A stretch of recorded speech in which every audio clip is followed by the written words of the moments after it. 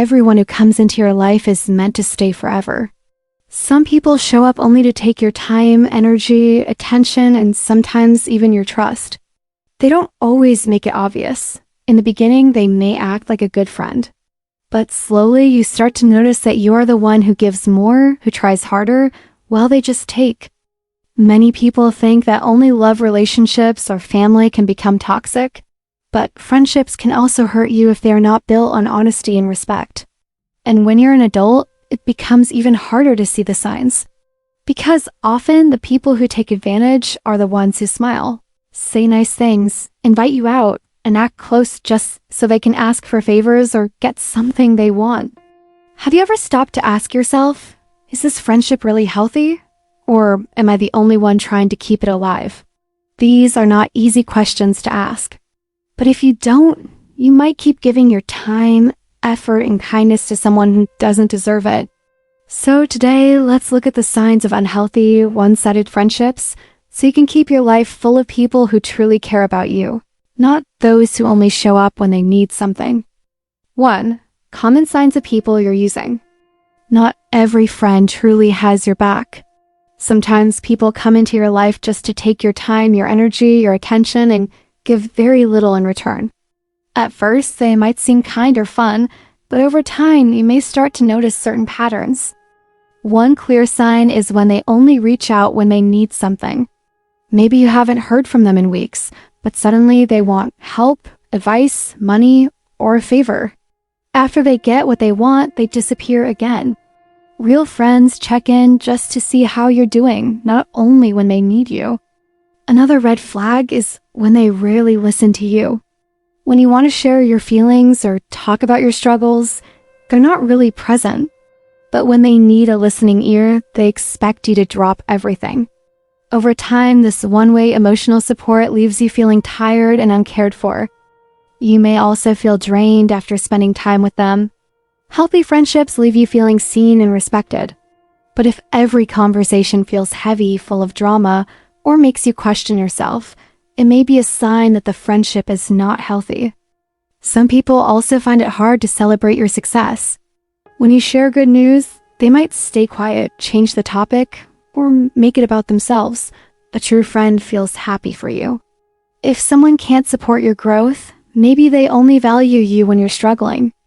Lastly, watch out for subtle emotional control, like guilt-tripping or making you feel too sensitive. These small manipulations, often called light gaslighting, can make you doubt your feelings and shrink your voice just to keep the peace. Like the saying goes, a friend in need is a friend indeed, but some are only friends when they are in need. A healthy friendship is not one-sided. It flows both ways. You deserve to feel supported, heard, and valued, not used. It's okay to step back from people who only take but never give. 2. 5 common types of friends who take advantage, and how to recognize them. 2.1. The borrower type. One of the most common types of friends who take advantage of others is the borrower. These are the friends who only appear when they need something.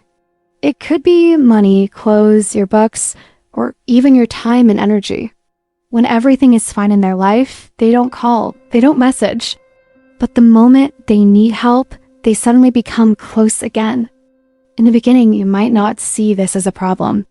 After all, helping friends seems like the right thing to do. But slowly, you realize that they rarely offer anything in return, not time, not attention, not help when you need it. It's always you who gives and them who takes. A clear sign is that they often borrow things and forget to return them. Maybe they keep your book for months. Maybe they borrow money and avoid talking about paying it back. When you remind them, they act uncomfortable, make excuses, or even get upset with you as if you were the one doing something wrong. This is unfair and emotionally tiring. They also often have very good reasons for not returning what they borrowed. But over time, these reasons become patterns, and you realize that they only reach out when they want something, not when they want to share time, joy, or real friendship. There's an old idiom, neither a borrower nor a lender be. It teaches us that lending to friends can create problems. If you choose to lend, make sure it's an amount or item that you can let go without feeling bad. If you know you'll feel upset or disappointed if it's not returned, it's okay to politely say no. Remember, a real friendship is about give and take, not just taking. If you notice someone only being your friend when they need something, maybe it's time to rethink that relationship. 2.2. The emotional trash can type. Another common type of unhealthy friendship is the emotional dumping friend. This person often treats you like their personal therapist.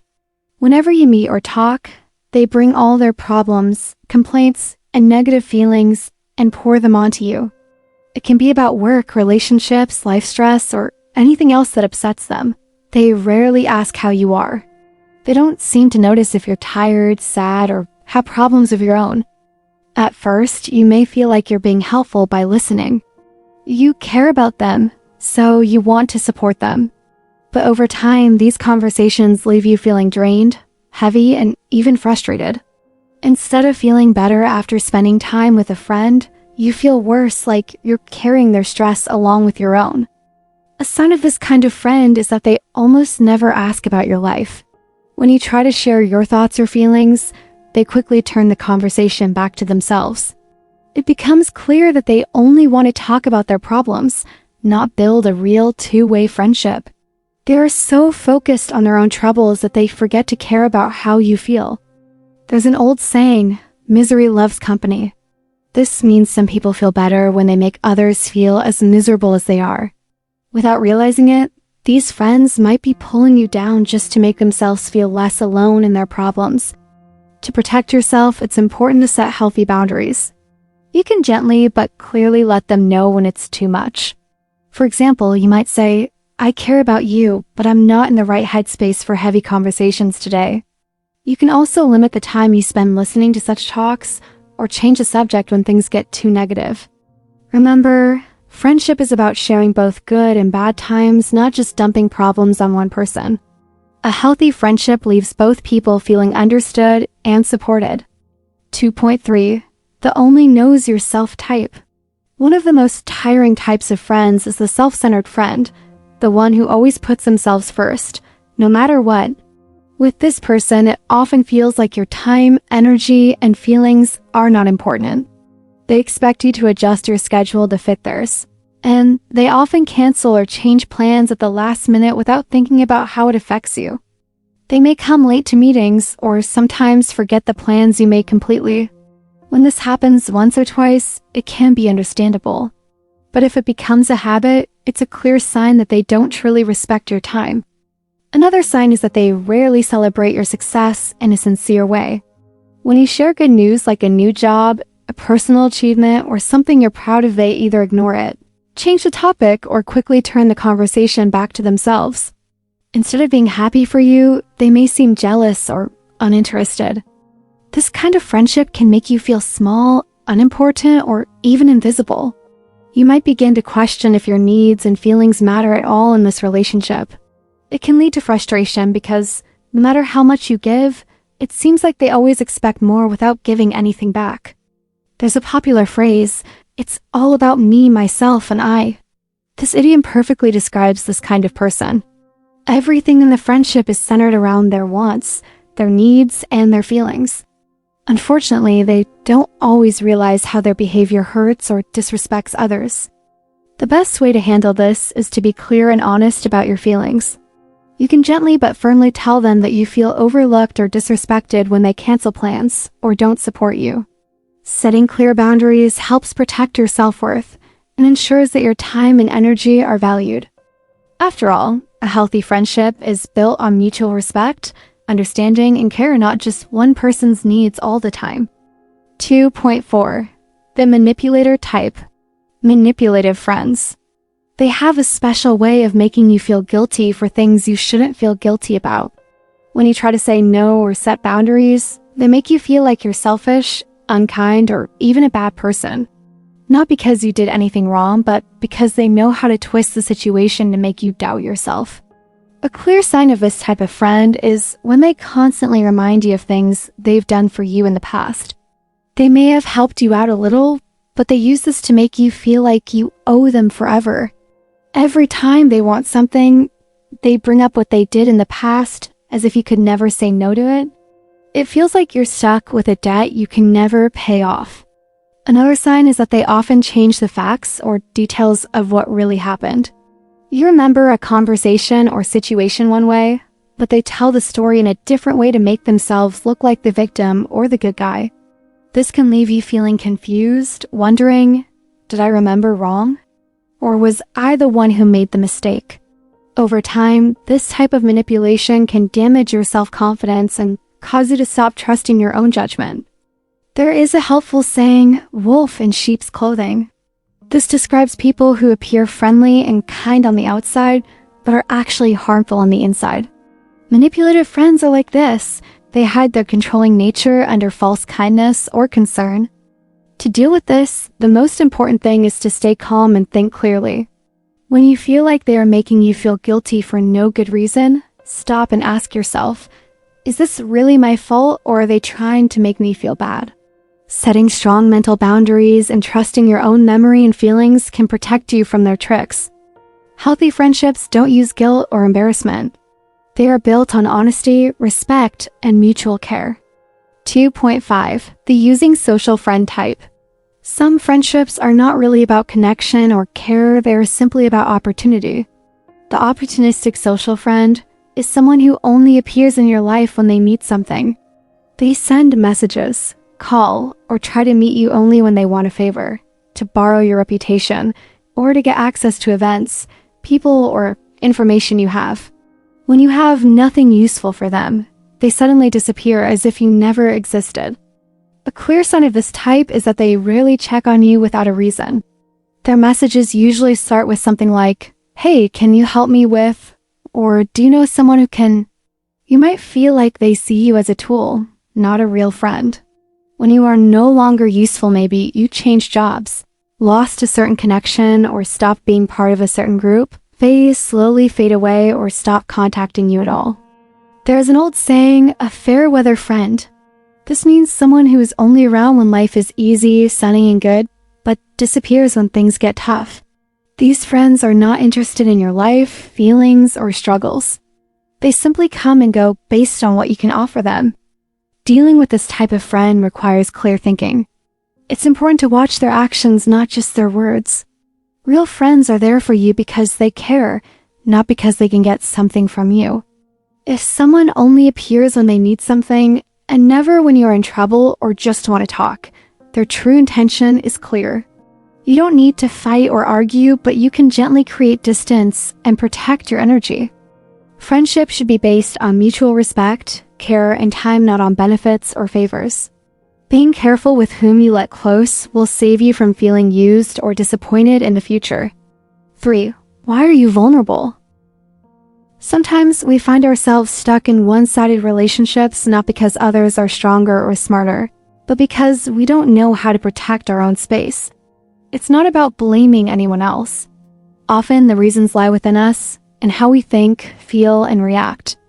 One of the most common reasons we get taken advantage of is the fear of disappointing others. Many people, especially women, are taught from a young age to be kind, caring, and agreeable. So when a friend asks for something, we feel bad saying no. We worry that they'll be upset, or worse, that we'll lose the relationship. This fear makes us say yes, even when we don't want to, even when it costs us our time, energy, or peace. Another reason is the people-pleasing mindset. We want to be seen as helpful, generous, or easy to get along with. We try to make everyone happy, often at our own expense. We ignore our own feelings to keep the peace. But over time, this pattern leads to burnout, resentment, and relationships where we give far more than we get. A third reason is simply not knowing how to say no. Setting boundaries is hard if we were never taught that it's okay to speak up. We might think that saying no makes us selfish or rude. But in reality, saying no is a healthy way to take care of ourselves. Without boundaries, people may assume we're always available, always willing, always okay, and that's rarely true. There's a powerful saying, you can't pour from an empty cup. You can't take care of others if you're always drained. The solution isn't to become cold or distant. It's to learn how to set personal boundaries clearly, kindly, and confidently. It means understanding what you're comfortable with, what you're not, and being honest about it. Being kind doesn't mean always saying, Yes. Real kindness includes caring for yourself too. When you respect your own limits, you naturally attract healthier, more balanced relationships. We don't need a lot of friends, we just need the right ones. Not every person who walks into our life is meant to stay. And not everyone who calls themselves a friend truly acts like one. It's easy to feel guilty for cutting people off or setting limits. We're often taught that being a good person means being available, generous, and forgiving. But experience teaches us something different. Being kind doesn't mean allowing others to cross your boundaries. True kindness includes respecting yourself and recognizing when a relationship is no longer healthy. Some people only reach out when they need something. Others bring constant negativity without ever asking how you feel. There are those who subtly manipulate or who expect you to put them first every time, no matter what it costs you. At first, we may ignore the red flags. We hope things will change. But over time, it becomes clear that your peace is not worth constant discomfort. There's a quiet strength in walking away from relationships that drain you. You don't need to make a dramatic exit. Often, silence speaks louder than words. When you stop replying, stop making the effort, stop saying yes out of habit, you start to reclaim your energy. You begin to notice who truly values you and who only showed up when it was convenient. This isn't about blaming others. We all have our flaws, and we all learn at our own pace. But part of growing up is learning how to protect your own space. And that starts with being honest about what you allow. If someone only treats you well when they want something, that's not friendship. If they don't celebrate your wins or respect your time, they're not showing real care. And if you constantly feel tired, anxious, or unimportant after talking to someone, your body and mind are already telling you something's off. It takes courage to step back. It takes even more courage to say, I deserve better. And the truth is, you do. So take a moment to look at the relationships around you. Which ones make you feel seen, supported, and understood? Which ones feel one-sided, heavy, or performative? Ask yourself, am I holding on because I'm afraid to let go, or because this person truly adds value to my life? Set boundaries not to push people away, but to protect your energy for those who truly deserve it. Your time, your kindness, your love, they are precious. Save them for the ones who show up for you not just when it's easy, but when it truly matters. Now I'd love to hear from you. Have you ever dealt with a one-sided friendship? Which friend type have you come across the most? Let me know in the comments. Don't forget to like, share, and subscribe.